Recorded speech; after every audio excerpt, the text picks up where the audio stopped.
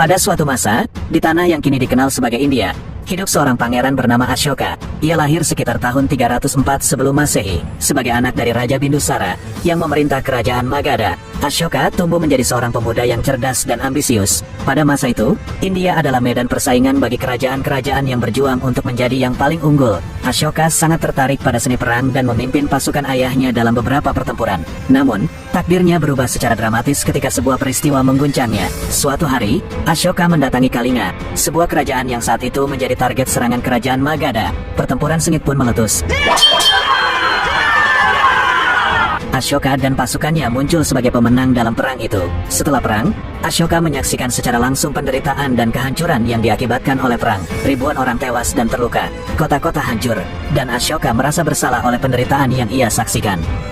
Pada tahun 269 sebelum Masehi, Ashoka menggantikan ayahnya sebagai Raja Magadha.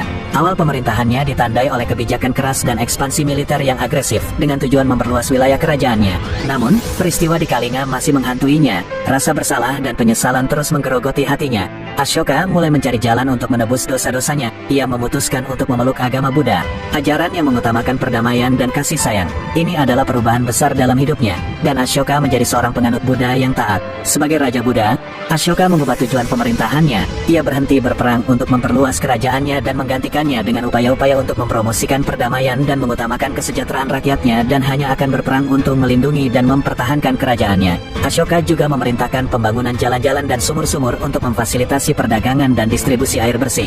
Ia juga mendirikan rumah sakit dan asrama untuk orang miskin.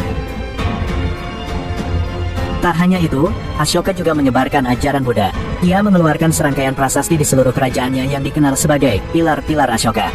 Prasasti ini berisi pesan-pesan moral dan etika, termasuk pesan untuk menghormati semua agama dan menjauhi kekerasan. Pesan-pesan ini ditulis dalam berbagai bahasa yang digunakan pada saat itu, dan pilar-pilar ini menjadi tanda peradaban besar yang sedang berkembang. Namun, perubahan Ashoka tidak selalu berjalan mulus. Meskipun ia berusaha mencapai perdamaian, konflik internal masih terjadi. Putra-putranya yang berambisi untuk memerintah terlibat dalam persaingan sengit. Kehidupan pribadi Ashoka juga tidak selalu damai, dengan pernikahannya yang rumit dan konflik keluarga. Raja Ashoka meninggal pada tahun 232 sebelum Masehi, setelah pemerintahannya selama hampir 40 tahun. Ia dikenang sebagai salah satu pemimpin yang paling berpengaruh dalam sejarah India. Transformasi dari seorang pemimpin militer yang kejam menjadi seorang penganut Buddha yang damai adalah bukti kuat akan potensi perubahan positif dalam seseorang. Selain itu, pesan-pesan moralnya yang terukir pada pilar-pilarnya masih mempengaruhi orang-orang hingga hari ini. Raja Ashoka menjadi contoh nyata tentang bagaimana seseorang dapat memperbaiki diri dan berkontribusi pada perdamaian dan kesejahteraan masyarakatnya. Hidupnya mengajarkan kita bahwa penting untuk selalu berusaha untuk mengubah diri menjadi lebih baik dan berusaha untuk mencapai perdamaian, terlepas dari kesalahan dan dosa-dosa masa lalu. Like, komen, dan share jika kamu suka cerita-cerita seperti ini.